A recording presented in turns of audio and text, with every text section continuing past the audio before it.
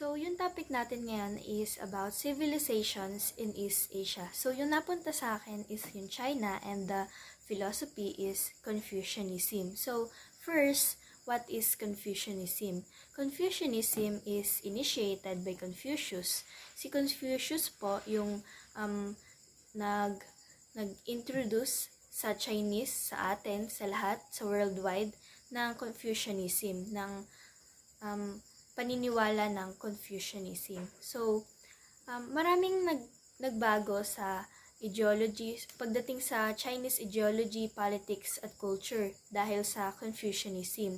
So, kahit na maraming dynasty na yung dumaan, yung Confucianism naging mainstream siya sa culture, sa beliefs, sa ideas ng mga Chinese. So, Confucius is a kind of prototypical Chinese. Prototypical meaning ordinaryo. Ordinaryong tao lang siya pero malaki yung contribution niya sa paniniwala sa mga ideas, sa culture and beliefs ng mga Chinese. So, yung Confucianism ni Confucius ay lumaganap sa Chinese at hanggang ngayon, lumalaganap pa din siya worldwide. So, hindi na lang Chinese yung nakikinabang sa lessons, sa learnings, sa ideas na meron yung Confucianism. So, maraming taon yung lumipas na impluwensyahan ng Confucianism yung mga Chinese people, yung Chinese culture rather. So, they teach people the wisdom of life, family, and governance. So, ibig sabihin, hindi lang yung pagkatao ng isang Chinese yung naimpluwensyahan, kundi yung buong family nila, yung kung paano nila i-govern yung mga tao, kung paano sila maglabas ng rule or kung paano sila mag-rule out. And sinasabi din dito na the traditional culture of China has a long story and long history, and Confucianism basically occupies a backbone position. So, paano nga ba nasabi na backbone position? Ito kasi yung parang naging sandalan ng Chinese culture, ideology, and etc. Ito yung Confucianism yung nagtayo ng Chinese beliefs, at ito din yung nagsilbing sandigan ng mga Chinese kung paano sila mamuhay noon hanggang sa ngayon. So, for Chinese thought, it is necessary to accept the changing nature of life, not blindly but with intelligence, and adapting to it and working with it. In the same way that a farmer works with nature, planting seeds in the appropriate season and harvesting crops when they are ripe. So this would also be the mark of the sage and the wise of the ruler. So dahil magkasama yung Confucianism at Taoism sa China, ito din yung it can also be a manifestation of yin and yang symbol. So, which is yin, nagre-represent siya sa Taoism, and yang, nagre-represent siya sa Confucianism, which are ultimately only aspects of the one truth that is beyond them both. Just as the Tai Chi symbol includes the yin and yang. So, we can briefly put the meaning of yin and yang is that the universe is governed by a cosmic duality. So, meaning hindi lang isang side yung nag-governed sa universe. Yun yung paniniwala sa yin and yang. Kasi yung yin and yang nagsiset siya sa opposing and complementing principles or cosmic energies that can be observed in nature. So, the Chinese civilization over the last 2,000 years appears to be most influenced by Confucianism. So, sa panahon na yon, compulsory or kailangan maglagay ng effigy or sculpture ni Confucius sa mga public schools, sa mga other buildings. Kasi naniniwala sila na yung Confucianism ay isa sa pinakamalaking parte sa pagde-develop ng character ng isang estudyante. So, nagfo-focus din kasi yung Confucian idea or Confucian way sa pag-self sa kahalagahan ng self-cultivation sa relationship ng mga tao at sa sariling identity ng isang tao or estudyante. So, meron kasing 3 cultural expressions na sinab up ni Kohler. So, ito yung tinatawag na 3 ways of attaining the self-transformation and perfection of human being. So, hindi ko nababanggitin yung dalawa, pero sa tatlo kasi na yon, nakasama doon yung the Confucian way by cultivating human nature and social virtues. So, sa the Confucian way kasi, kinocultivate or dinedevelop ng Confucianism yung katauhan ng isang tao at yung paniniwala niya, yung mga ideas, yung mga beliefs na dadalhin niya hanggang sa pagtanda niya para mag-grow siya, para marami siyang malaman, para marami siyang ma-discover.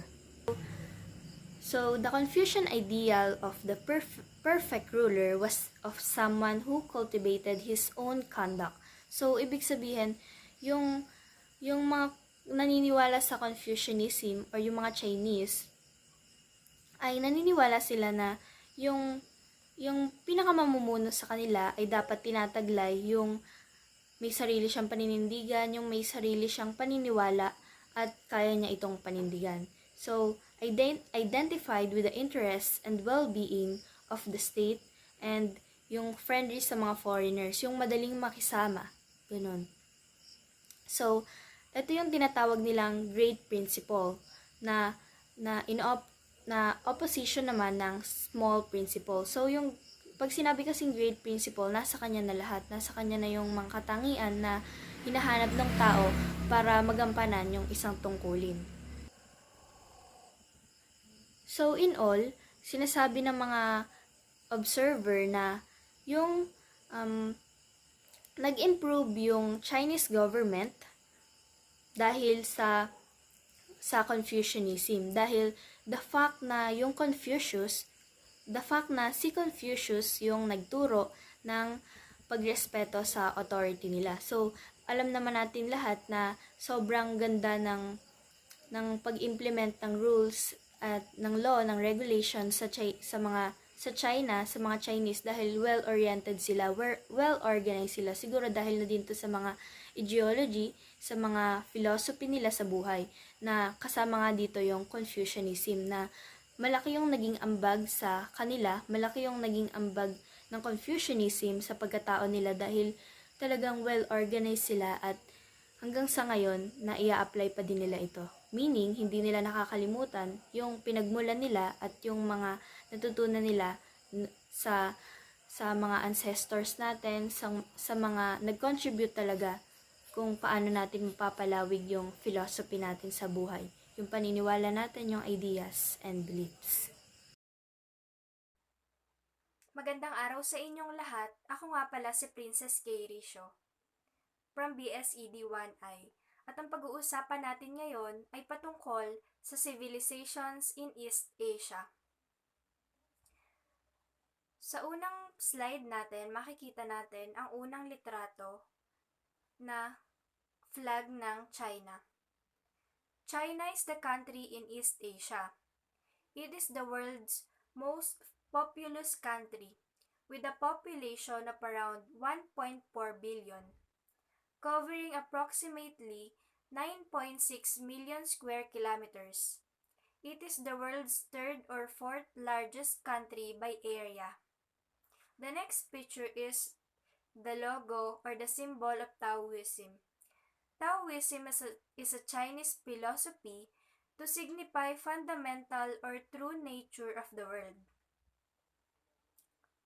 And the last picture is the logo or symbol of yin and yang. Yin and yang holds its roots in Taoism, a Chinese religion and philosophy. Yung yin, yun yung itim na swirl, associated with shadows, femininity. At yung yang naman, yun yung light swirl or yung kulay white na nagre-represent siya sa brightness, passion, and growth. Sa next slide naman natin, nakalagay dyan, 2,500 years old and it comes from China. Yung Taoism, 2,500 years na siyang lumalaganap sa East Asia at especially sa bansang China. Yung Tao ang ibig sabihin nun is landas o daan. Nakatuon ang Taoism philosophy sa kalikasan, pagkakaisa, kalusugan, mahabang buhay, kalayaan, kawalang kamatayan at pagkukusang loob, initiative, ganon. Naniniwala yung mga Taoist na pinakamahalagang mamuhay sa natural na paraan. At para sa kanila or sa yung paniniwala nila, yung mga paghihirap, pagdurusa, yung sakit at problema na nararanasan ng tao ay resulta ng hindi pagsunod sa paraan ng kalikasan. At ang tema ng Taoism ay simplicity. Yung mga Taoist, parang binigyan nilang kahulugan or kinumpare nila yung philosophy nila or yung pamumuhay nila sa isang kahoy. 'Di ba? Usually, alam naman natin yung kahoy is yung nasa puno. Yung nakukuha natin sa puno. So, ayon sa kanila, sunod lang sa kalikasan. Halimbawa, yung sanga, kapag kailangang yumuko, yuyuko. Parang yung talahib, kapag nahanginan, yumuyuko or nababali. Dahil nadadaanan or natatamaan sila ng hangin, which is yung hangin ay galing sa kalikasan. So, dun pumapasok yung natural way na pamumuhay ng mga Taoist. Huwag dapat pilitin yung di paraan ng kalikasan. Or, ang ibig nilang sabihin, huwag nating ipilit yung bagay na hindi naman dapat. And then, Taoism helps give the art of East Asia, China especially, a unique and natural flow to it. Yun yung Taoism as philosophy. Taoism promotes the progress of human civilization and the peaceful development of the world. It is through the cultural exchanges that the ancient philosophy of Taoism, originating in China, has made its way into the East Asian ideologies and religions. And yung Taoism ay product ng exchanges among civilizations. Tapos, kasabay ng Taoism nag-evolve yung Confucianism.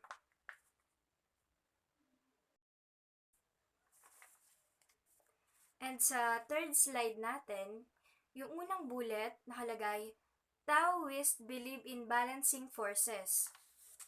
So, naniniwala sila sa balancing forces or yung tinatawag na yin and yang, yung in-explain ko kanina. These ideas represent matching pairs. Yung light and dark, hot and cold, action and inaction, which work together toward a universal goal. And the next is living in harmony with nature. Taoism, hiddenness leads Chinese society to calmness, pride, simplicity, and freedom. Living in harmony with nature has brought the lives of Chinese people to be better. This is the influence of the spirit of life united with nature. Yung Taoism sa kanila is influence daw yun ng spirit ng buhay kasama ang kalikasan. Their socio-political structure is unnatural. Para sa kanila, yung government is unnatural and therefore the cause of many problems. Nagkakos lang daw yon ng maraming problema yung government or yung politics if the people is difficult to govern. Kapag mahirap daw pasunurin or i-govern yung mga tao. Tapos yung last bullet natin ay yung pang fourth bullet natin, nakasabi dito is, it is because those in authority are too fond of action. Naniniwala din sila or yung mga Taoist sa Taoism philosophy na ang dahilan daw nun ay yung mga otoridad na masyado silang believe sa sarili nila. It is because those in authority are too fond of action. And the last is, para sa kanila, yung best government ay yung mga nag-govern sa list o yung nag-govern ng mga maliliit na institution o maliit na bilang ng tao, maliit na lipunan kumbaga. Yun la.